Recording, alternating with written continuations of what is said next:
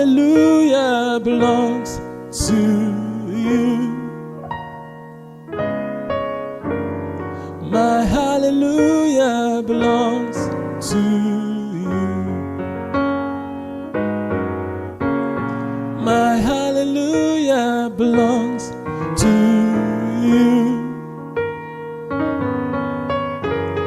My hallelujah belongs to you. You deserve it. You deserve it. You deserve it. You deserve it. As a pianist, especially as a gospel pianist, a time comes where you have to start using altered extended chords in your playing, in your songs, in your progression, and some people actually have problem using this because of the fact that it makes the song sound, the chord sound so dissonant, and sometimes it doesn't go with the key. The songs begin to sound like it's off key and all that. But there's a way, there's a guide that you can have that can make you to use altered extended chords, and it will still sound good, all right? So this video is all about explaining to you how the best way you can approach altered extended chords, all right? Okay, so before I continue, let me explain what's the meaning of altered extended chord. It's simply an extended chord that is altered. When you are building your chords from the triads to the seventh, so by the time you leave, you begin to go beyond an octave. Then you are going to the extended, interval. So the notes you add to your chord from the extended interval is what makes the chord an extended chord. So if I had notes like 9, it becomes C9. If I add F, which is the 11, it becomes C11. If I add the 13, it becomes C13. All right, so these notes that you add from the extended notes to your chord is what makes the chord an extended chord. Now, what if I begin to alter the extended notes by having notes like flat 9 in my chord? If I have from 9, if I have flat 9, so I'm altering the extended chords now. Or what if I have sharp 9? So that's an alteration of the extended chord. What if on my 11th I alter it to have sharp 11? So this is an alteration. Or what if on the 13th I alter it to have flat 13? So these are all alterations of the extended chord. So that's what we call altered extended chords. All right? Now, using altered extended chords means you're going to be using notes that are not part of the key that you are playing, and you have to be smart, or you have to know how to use it so that your songs or your progressions can still sound good. The first one is that always play altered extended chords on dominant chords. All right? Build your altered extended chords on dominant chords. So what do I mean by dominant chord? Dominant chord is a 5 chord in any key. 1, 2, 3, 4, 5. All right, in the key of C, the dominant is G. So always build your altered extended chords on dominant chords. Now, when I say dominant in this sense, I'm not talking about just the dominant in that particular key. I'm talking about dominant in any sense, in every sense. For instance, you can have a chord like secondary dominant passing. Now, secondary dominant is a kind of passing, all right? And that chord is a dominant chord. It's a dominant to the destination chord. So it's still a dominant chord. So you can still alter those kind of chords. We have concepts like 2-5-1 passing. Now the 5 in the 2-5-1 passing is a dominant chord. So on that chord, you can alter it. You can alter it to have an altered extended chords, right? And even when you want to alter chords that are not dominant, you can decide to alter that chord to become dominant 7, and then you just make the chord the dominant 7, then alter it. So usually the best place to alter a chord, or the best kind of chord to alter, is the dominant chord. The second point is that your alteration should be as diatonic as possible. If you're going to be playing altered extended chords, try as much as possible to make your alterations to be as diatonic as possible. In other words, let most of the notes in the altered chord belong to the original key that you are playing. All right? So if it's too out of the key, it may not sound nice, all right? So this is the reason why we alter chord. You can get a chord and decide to alter it so that the notes you're altering will be part of the notes in the chord that you're playing. So that's one way. And This particular point, if you understand the third point, you may make the chord to be non-diatonic as non-diatonic as possible, and it will still sound nice. So what's the third point? The third point is that the last note you alter, the last note in your altered extended chord should not clash with the melody. Should not clash with the melody. If I have a chord like this, let's say the melody is on the C. Now C is clashing on this C sharp, and the last note of this chord is a flat 9. All right, so it's clashing with this melody. Now, how do you know that it clashes?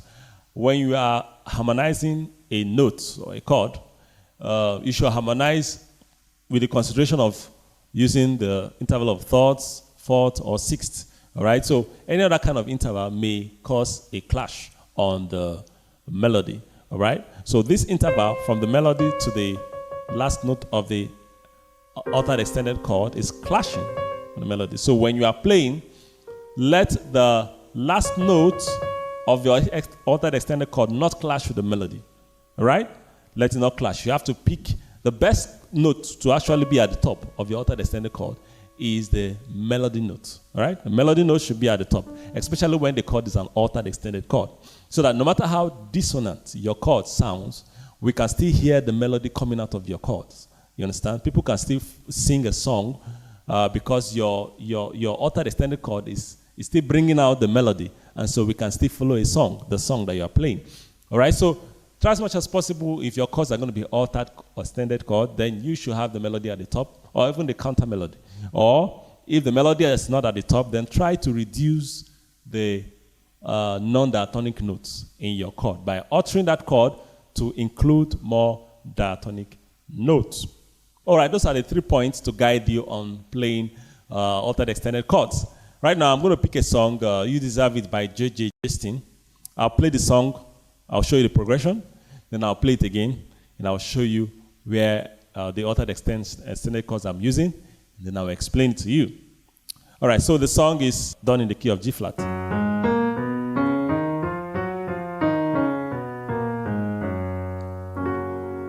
So it goes like this. My hallelujah belongs to you. My hallelujah belongs to you. Now that's the first part of the song, and the progression is simple. The 4 chord, major 7. 4 chord, 4, 5, 6. Then 4 again. The 4, 5, 1. Then the other part. You deserve it. You deserve it. You deserve it, Lord. You deserve it. Now that is the second part of the song. And the progression is 4 and 1. And 4 and 5. The time signature is I think 6/8. 1, 2, 3, 4, 5, 6. 1, 2, 3, 4, 5, 6. 1, 2, 3. 1, 4, 1.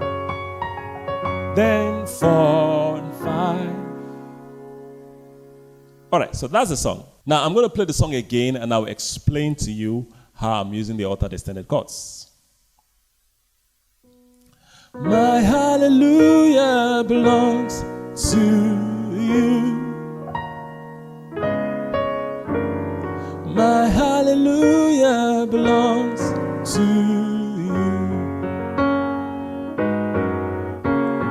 My hallelujah belongs to you. My hallelujah belongs to you. You deserve it.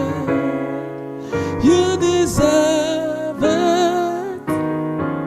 You deserve it. You deserve it. All right, so the first chord is 4 chord. My hallelujah belongs to you. Now, this is the first altered extended chord. Now, why am I playing? Now, the progression is 4, and 4 and 5 and 6. But what? So where is this chord coming from? Now this chord is coming from the idea of secondary dominant passing. My destination chord is a 6. So what's the secondary dominant chord of this 6? 1, 2, 3, 4, 5. It's going to be the B flat. If you don't know what secondary dominant is, of course, I've done a video on that before. This tutorial is actually for intermediate advanced. So at this stage, you're expected to know what secondary dominant is. But just in case you don't know, I've done a video on that. I'll put the link at the screen here. Okay, so this is dominant, secondary dominant passing. Actually, there's an alteration on these notes. So this is 7, 1, 3, 7, 1, 7, 6, flat 6. So putting it together is going to give you flat 13 because there's a 7th in the chord. So this becomes a flat 13 chord. Now there's an alteration. So first of all, using the steps, the tips I gave you, the first one is I should be dominant 7th chord. Your alteration should be on a dominant chord. So this is a dominant because it's a 5 of the E flat minor. The second step is that you should have more diatonic notes, all right? So this has, we're in the key of G flat, right? G flat. So there are a lot of diatonic notes in the key of G flat here. We have this note, this, virtually all except this, diatonic to the key of G flat, because that's the original key we are playing. Yeah, and then it also complies with the last tip, which is having the melody at the top. My hallelujah belongs to. The melody is at the top. So even though there's an alteration, this chord can still sound nice because I can still hear the melody at the top. To you. So my hallelujah belongs to you. Then I did something like this. What am I doing? Just a 2-5-1 going to the 4, which is the B. So in the key of B, the 2 will be this, the 5 is this, then the 1 in the key of B. So I'm just doing 2 and then the 5. So my alteration is on the 5 chord. 2, 5 going to the 4 chord, which is the B. So there's alteration here. So this is the root, the 5th, the 7th. This is a sharp 9. This is the flat 13. This is the root again, the 3rd. So this chord is sharp 9, flat 13 chord. G flat, 7, flat 9, sharp 13. Sorry, sharp 9, flat 13. This is sharp 9, flat 13. Yeah. So we have, you see? So it should be on the dominant chord. The second one, it should have more diatonic notes. I have almost all the notes here are diatonic. Okay, except these 2 body, and then this is the 7th. Then the last one, the melody should be at the top. At this point, there's no melody going on. Then so at the point of this 5 chord, there's no melody. But I still decided to put the next melody note at the top, which is my hallelujah, my. So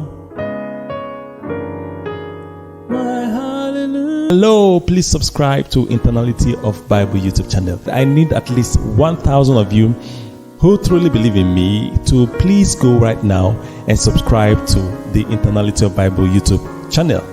By doing this, you are not only supporting me, but you are also investing in your own qualitative development. The Internality of Bible YouTube channel will help your qualitative development and growth. The channel is a treasure of wisdom, offering a diverse array of content, from films and music to talk shows and preaching, catering for both children and adults. The Internality of Bible focuses on capacity building and fostering spiritual and financial education. Personally, the Internality of Bible has greatly assisted me in building my capacity spiritually and financially. And some of you who are learning from me are also benefiting from the work of Internality of Bible in my life. So please, I want to encourage you to go and subscribe right now. The link will be at the description. God bless you as you subscribe, like, and share the video. Take care.